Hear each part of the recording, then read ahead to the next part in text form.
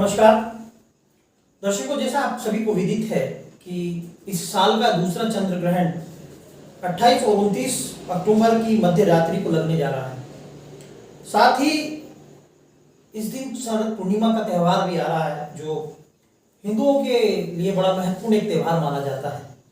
ज्योतिष शास्त्र में चंद्र ग्रहण लगना एक बड़ी महत्वपूर्ण घटना मानी जाती है और इस बार लगने वाला चंद्र ग्रहण आंशिक होगा भारतवर्ष में। यह ग्रहण किस राशि में लगने जा रहा है, किस नक्षत्र में लगने जा रहा है, साल 2023 के आखिरी इस चंद्र ग्रहण को लेकर लोगों के मन में कई प्रकार के सवाल उठते हैं और इन सवालों के निदान के लिए आज हमारे साथ जिले के जाने माने ज्योतिषाचार्य पंडित श्री पीयूष उपाध्याय जी आज हमारे बीच में हैं। आपसे आज हम चर्चा करेंगे चंद्र ग्रहण के बारे में, इसके शुभ और अशुभ प्रभाव के बारे में। साथ ही हम यह जानने का प्रयास भी करेंगे कि जो हमारी विभिन्न राशियां हैं उन राशियों पे इसका क्या प्रभाव पड़ता है। साथ ही जब ग्रहण लगता है तो इसका भौतिक, आध्यात्मिक और व्यक्तिगत जीव जगत पर इसके शुभ अशुभ प्रभाव क्या होते हैं, इन सब के लिए आइए हम चलते हैं श्री पीयूष उपाध्याय जी के पास। आपका बहुत बहुत स्वागत है आदरणीय आचार्य जी। नमस्कार। ओम नमो भगवते तस्मै कृष्णायाम्बुधकर्मणे रूपनाम विभेदेन जगत्क्रीडति यो यतः श्रीमदाचार्य शरणं सर्वदेहिनाम् अशेषदोषदहनं मस्तके राज्यतां मम। संवत 2080 शालिवान शक 1945 आश्विन कृष्ण शुक्ल पूर्णिमा को दिन शनिवार खंड ग्रह चंद्र ग्रहण होएगा। आचार्य जी, ये जो चंद्र ग्रहण है, इस चंद्र ग्रहण के मानव जीवन पर और जीव जगत पर किस प्रकार के शुभ और अशुभ प्रभाव होते हैं और ये क्यों होते हैं? चंद्र ग्रहण जब राहु अपनी पूरी परिक्रमा करके जिस नक्षत्र के समीप चंद्रमा के सामने आता है, उस समय कुछ विस्मय स्थिति ऐसी पैदा होती है कि जीव जगत के लोगों के लिए वो हानिकारक रहती है। जैसे गर्भिणी स्त्रियां, पशु पक्षी, मानव इत्यादि सब पे उसका दुष्प्रभाव पड़ता है। उसकी नेगेटिव एनर्जी मनुष्य को सभी प्रकार से अस्वस्थता प्रदान करती, इसलिए उसके वेद काल से ग्रहण के मोक्ष काल तक कुछ प्रकार के नियम जो रहते हैं उसका पालन करने से ही जीव जगत का कल्याण होता है। चंद्र ग्रहण को लेकर लोगों के मन में बड़े विभिन्न क्वेश्चंस होते हैं और इन सवालों का निदान आम आदमी को एक सरल शब्दों में मिल पाना कई बार दुष्कर होता है। मुझे यह समझना है कि ये जो चंद्र ग्रहण होते हैं, तो जैसा कि बताया जाता है कि इसका एक सूतक काल होता है, फिर इसका एक मध्य काल होता है, बाद में इसका जो है मोक्ष काल होता है। महाराज जी, हम चाहते हैं कि आप इसको थोड़ा सा हम लोगों के लिए बताएं। ग्रहण की जो विशेष अवधि होती है वो 3 कालों में डिवाइड होती है। जैसे उसका 9 घंटे पहले चंद्र ग्रहण है तो 9 घंटे पहले उसका सूतक काल, जिसको वेद काल कहते हैं, 9 घंटे पहले उसका वेद काल प्रारंभ होता है। फिर ग्रहण जब स्पर्श होता है, स्पर्श का मतलब जब जैसे ग्रहण लगा है, ग्रहण लगना, ग्रहण का मध्य काल जब वो मध्यम चरण पे आया हो, और उसका फिर मोक्ष काल। इस प्रकार ये ग्रहण 3 कालों में बांटा जाता है। तो उसके तीनों के जो नियम होते हैं वो अलग अलग प्रकार होते हैं। वेद का जो नियम है वो अलग है। स्पर्श काल से लेके मोक्ष काल तक में क्या करना चाहिए, उसका सभी प्रकार से शास्त्रोक्त जो नियम बताया गया है उसको सनातनी धर्मियों को पालन करना चाहिए। जिस प्रकार राहु जो ग्रह होता है वो अपनी एक प्रदक्षिणा पूरी करके 18 वर्ष में उस नक्षत्र के समीप, उस राशि के समीप जब चंद्र के सामने पहुंचता है तो उसको वो ग्रहण लगाता है। ग्रहण का अर्थात ये होता है कि उसको ग्रस्त करता है। ग्रस्त करने पे उसके सारे जो चंद्रमा के ग्रह हैं वो सब, चंद्रमा ग्रह के जो बल है वो क्षीण होता है। उस क्षीण के प्रभाव से उसकी जो नेगेटिव एनर्जी है वो सारे संसार पे, मनुष्यों पे, जीव पे, जल जीव पे इत्यादि सब पे पड़ती है। तो उसका प्रभाव रहता है कि उस समय हम सनातनी लोग भगवान के बलाबल के प्रार्थना करने के लिए जप इत्यादि अनुष्ठान अपने आराध्य इष्ट देव का मंत्र जप होम इत्यादि ये सब काल ग्रहण काल में किए जाते हैं। ये जो चंद्र ग्रहण इस दफा लगने वाला है 28 एवं 29 की मध्य रात्रि को आ रहा है जी। विशेष तौर पे ये बड़ी एक चीज जो हम लोगों का ध्यान आकर्षित कर रही है कि इस दिन शरद पूर्णिमा का पर्व भी आ रहा है। तो उस लिहाज से ये इस चंद्र ग्रहण का महत्व क्या है, इसे क्यों अति महत्वपूर्ण बताया गया है? शरद पूर्णिमा जो एक पर्व है वो एक अमृत त्योहार है। उसमें ऐसी मान्यता बताई जाती है कि शरद पूर्णिमा के दिन चंद्रमा जो होता है वो 16 कला का चंद्र पूर्ण होता है और चंद्रमा के शरद पूर्णिमा के मध्य आने से रात्रि में शास्त्रोक्त नियम से अमृत की वर्षा होती है। तो इसलिए शरद पूर्णिमा तो सनातनियों के लिए अति महत्वपूर्ण है और उसमें संयोगवश इस वर्ष जो चंद्र ग्रहण आ रहा है वो संयोग से मनुष्य के लिए जन कल्याणार्थ इसलिए है कि उसमें जो जप दान तप इत्यादि हवन होगा तो उससे मनुष्य अपना आत्मबल शक्ति बल इष्ट बल इत्यादि सब प्रबल कर सकता है। ऐसा इस चंद्र ग्रहण से फल प्राप्त होगा। इसमें ये जो नक्षत्र होते हैं ये राशियों में जो आ रहा है, तो ये जो चंद्र ग्रहण है इस बार किस राशि में आ रहा है, किस नक्षत्र में आ रहा है और इसके क्या प्रभाव हो सकते? इस वर्ष जो चंद्र ग्रहण है वो संवत 2080 और दिन शनिवार आश्विन शुक्ल पूर्णिमा अश्वनी नक्षत्र और मेष राशि पर ये चंद्र ग्रहण भ्रमण करेगा और मेष राशि अश्वनी नक्षत्र में चंद्रमा ग्रहण होने से ये मेष राशि और अश्विनी नक्षत्र वालों के लिए विशेष अनिष्टकारी है। उनको इस ग्रहण के प्रभाव से सतर्क रह के अपने आराध्य बल इष्ट बल इत्यादि सबको बलाबल प्रदान करके अपनी आत्मरक्षा प्रदान करना चाहिए। आपने ये बताया कि ये मेष राशि पे थोड़ा सा अनिष्टकारी रहेगा ये ग्रहण। इसकी अगर मेष राशि के अतिरिक्त जो शेष अन्य राशियां हैं अगर हम उनकी बात करें तो ये किन किन राशियों के लिए शुभ रहने वाला है ये ग्रहण, किन राशियों पे ये अशुभ रहने वाला है, क्या इस विषय में थोड़ा सा प्रकाश डालिए?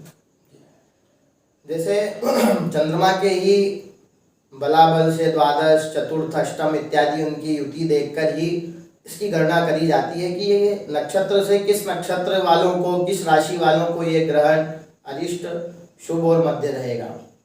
जैसे कि ये ग्रहण मिथुन कर्क वृश्चिक कुंभ राशि वालों को अति श्रेष्ठ शुभ रहेगा और सिंह तुला धनु राशि वालों को ये ग्रहण मध्यम रहेगा और कन्या राशि वालों को मेष राशि मकर राशि वालों को ये ग्रहण विशेषकर अरिष्ट रहेगा।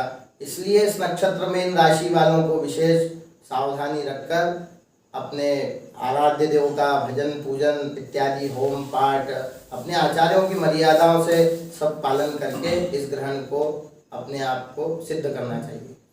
ये जो चंद्र ग्रहण काल होता है, ग्रहण काल के दरमियान किस तरह की पूजा पाठ या जप तप जो होता है इसमें कोई विशेष प्रायोजन किया जा सकता है या कोई आयोजन होते हैं? ऐसा है कि पूजन पाठ तो इस ग्रहण काल में कुछ नहीं होती है। वेद काल से लेके मोक्ष काल तक मूर्ति स्पर्श भोजन इत्यादि ये सब निषेध रहता है। जैसे कि देवालय सब मंगल रहते हैं, भोजन भी ग्रहण वेद काल से लेके मोक्ष काल तक वर्जित माना गया है और भगवान के संकीर्तन नाम होम इत्यादि मूर्ति स्पर्श को छोड़कर आप ग्रहण वेद काल से लेके ग्रहण काल तक कर सकते हैं। ग्रहण काल के प्रथम चरण से लेके मध्यम चरण तक ग्रहण काल में जप होम इत्यादि करने का विशिष्ट फल बताया गया है। आचार्य जी, ये जो ग्रहण है तो ऐसा बताया जाता है कि ग्रहण के बाद चीज़ें जो हैं उसमें उथल पुथल होती है या इनकी बाद में ग्रहण लगने के बाद में कुछ साइड इफ़ेक्ट्स होते हैं। तो अगर हम बात करें भारतवर्ष की या हम लोग बात करें अपनी सृष्टि की, तो क्या किसी प्रकार की ग्रहण के बाद की कोई चीज़ें ऐसी हैं जो आपने ज्योतिष के हिसाब से जिसकी गणना की? ग्रहण जिस राशि नक्षत्र पर रहता है उसी की राशि नक्षत्र की गणना के हिसाब से सारे कैलकुलेशन गणित निकाले जाते हैं कि ग्रहण काल के आरंभ से लेके ग्रहण मोक्ष होने के बाद तक वो ग्रह किस राशि पर परिवर्तन करके क्या क्या प्रभाव देगा। जैसे कि मानव जीवनों में जिस नक्षत्र पे आया है उस नक्षत्र के लिए वो रोग से संबंधित, स्वास्थ्य से संबंधित इत्यादि, उसके व्यापार इत्यादि सब पे उसको एक विशेष रूप से हानि का प्रभाव रहता है। तो वो अपने आचार्यों के द्वारा यदि वो कोई दान पुण्य जप इत्यादि उनके कहे अनुसार करता है तो वो उसका परिहार भी होता है। और ग्रहण के उपरांत राक्षसी आसुरी प्रवृत्तियों का जो बलाबल होता है वो क्षीण होता है। कुछ राजनीतियों में भी विशेष प्रकार की उथल पुथल होगी।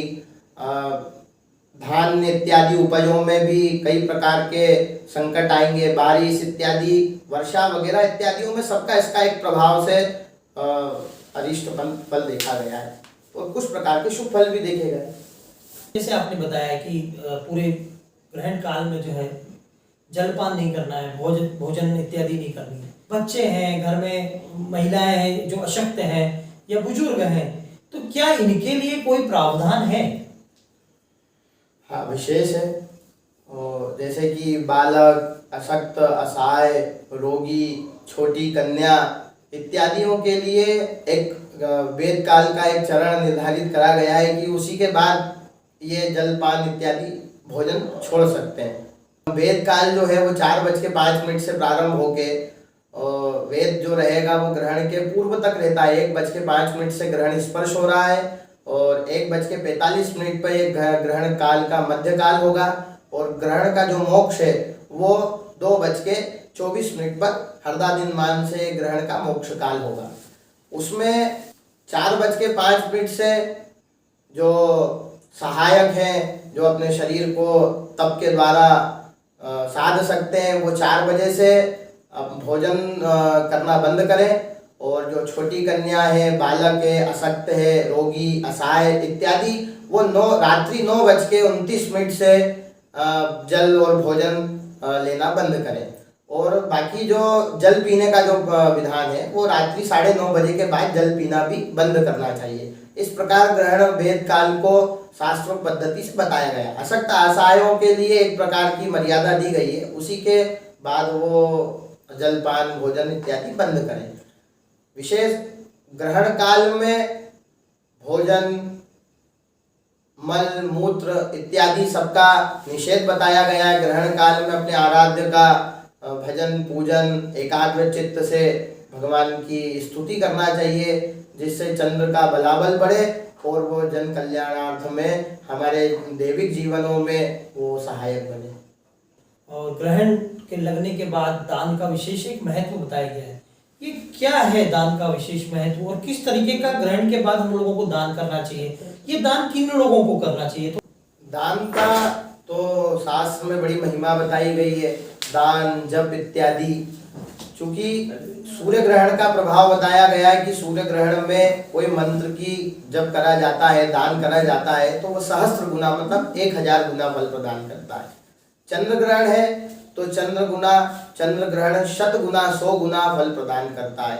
तो यदि आप ग्रहण काल के मध्य काल जो होता है वो विशेषकर अति पुण्य फलदायी होता है। तो ग्रहण के मध्य काल में हम चंद्रमा जो चंद्र ग्रहण है तो श्वेत वर्ण का सफेद वस्तु का दान करें। तांडुल मतलब चावल, सफेद वस्त्र, दक्षिणा, चांदी इत्यादि ये विशेष दानों के अंतर्गत आती है। तो चंद्र शांति के लिए हम श्वेत वस्तु का दान करें, तो जिससे चंद्र का बलाबल बढ़ता है और हमारा जो ऊपर ग्रहों का अरिष्ट प्रभाव है वो नष्ट होता है। और जो मेष राशि और अश्विनी नक्षत्र वाले लोग हैं उनके लिए विशेष अरिष्ट की शांति के लिए शास्त्रोक्त नियम से छाया दान, नाग बिंब का दान बताया गया है। एक कांसे के पात्र में पिघला हुआ घृत लेके उसमें चंद्र बिंब, चंद्रमा के आकार की एक मूर्ति और एक स्वर्ण या चांदी का नाग यथाशक्ति जो भी बना सकते हैं वो रख के एक मंत्र के द्वारा वो मुख देखकर उस चंद्र और नाग बिंब को दान करें, तो उससे उस नक्षत्र और उस राशि वाले का विशेष जो अरिष्ट है वो नष्ट होता है। जो आपने कांसे के पात्र में चंद्र बिंब और नाग बिंब जो रख रखा है उसको घृत में मुख देखकर जो ये मंत्र स्क्रीन पर है उस मंत्र को बोलकर उसमें अपनी परछाई देखकर उसका दान करें, या तो कोई आपके समीप व्यक्ति हो जो दान लेने योग्य हो उसको दान दे सकते हैं, या वो दान को किसी वृक्ष के नीचे आप रख सकते हैं। चांदी, चावल इत्यादि जो धान्य का दान है वह आप आपके समीप कहीं कोई असहाय अशक्त हो उनको भी आप दे सकते हैं। जैसे कि एक आम व्यक्ति जो है कई चीज़ों से की जानकारियाँ उसको नहीं होती है, तो ऐसा व्यक्ति जिसको अपने इष्ट का ज्ञान ना हो या वो ये नहीं समझ पा रहा है कि उसको किस मंत्र का जाप करना चाहिए, तो ऐसे लोगों के लिए कुछ आप अगर विशेष जानकारी दे सकें। मंत्र जप की जो बात आती है, जैसे जिनको कोई ज्ञान ना हो, किसी के पास कोई दीक्षा ना हो, कोई मंत्र नहीं कर सकता है, तो मानव कल्याण के लिए भगवान ने ही पंचाक्षर, दशाक्षर इत्यादि मंत्रों की रचना करी है। तो वो मंत्र की अपने आराध्य रूपी जिस देवताओं को भजन करता है उसके आधार से वो अपने भगवान की स्तुति कर सकता है। जैसे विष्णु भगवान को जो भजता हो तो ओम नमो भगवते वासुदेवाय, विष्णु शंकर भगवान का है तो महामृत्युंजय जप या ओम नमः शिवाय पंचाक्षर मंत्र इत्यादि देवताओं के, देवी के, गणेश जी के जो पंचाक्षर दशाक्षर मंत्र होते हैं उन्हीं का जप करके ग्रहण काल में अपने पुण्यों का बलाबल बढ़ाए और ग्रहण के तदुपरांत स्नान आदि शुद्ध होकर भगवान का दैनिक पूजन करके अपने जीवन का कल्याण करे। और विशेषकर जो चतुर्वर्गों के कल्याणार्थ जो विशेष भगवान की स्तुति बताई गई है, कलयुग में कहा गया है कि भगवान जो शंकर और पार्वती हैं वो स्वयं धर्म देव में और धर्म देवी में भगवान वृषभ और गाय के रूप में प्रकट हुए हैं चतुर्वर्ग के कल्याण के लिए। तो विशेषकर गौ संरक्षण और गौ रक्षा के लिए और भगवान की विशेष प्राप्ति के लिए, क्योंकि गौ माता में तो 33 कोटि देवी देवताओं का वास होता है, तो ओम सौरभ्यै नमः इत्यादि मंत्र का भी जाप करके विशेष रूप से फल प्रदान कर सकता है।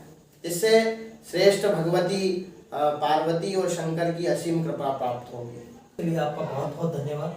जय श्री कृष्ण। जय श्री